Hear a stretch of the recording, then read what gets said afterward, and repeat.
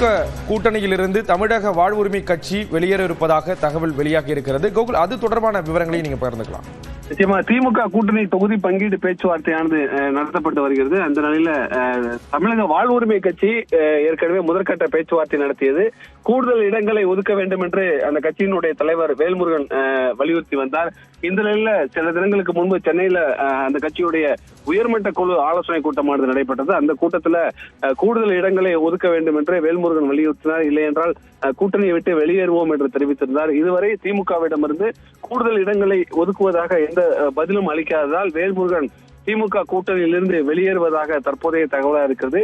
நாளை மறுதினம் முதற்கட்ட வேட்பாளர் பட்டியலையும் வேல்முருகன் தமிழக வாழ்வுரிமை கட்சி சார்பாக தனித்து போட்டியிடுவதாக முடிவு செய்து அறிவிக்க இருப்பதாக தற்போதைய தகவலா இருக்கிறது. ஏற்கனவே அந்த கட்சியுடைய நிர்வாகிகளோடு அந்தந்த பகுதிகளில் ஆலோசனையில வேல்முருகன் ஈடுபட்டிருப்பதாக தகவல் வெளியா இருக்கிறது. கடந்த தேர்தலில் பன்ருட்டி தொகுதியில உதயசூரியன் சின்னத்துல போட்டியிட்டு வேல்முருகன் வெற்றி பெற்ற நிலையில தற்பொழுது தனித்து போட்டியிடுவது, குறிப்பாக வட மாவட்டங்களில் இருக்கக்கூடிய சில தொகுதிகளில் தமிழக வாழ்வுரிமை கட்சி வாக்கு வங்கி இருப்பதாகவும் அந்த தொகுதிகளை குறிவைத்து தனித்து போட்டியிட இருப்பதாகவும் தற்போதைய தகவலா இருக்கிறது. ஸ்ரீராம், விவரங்களை வழங்கியதற்கு நன்றி கோகுல்.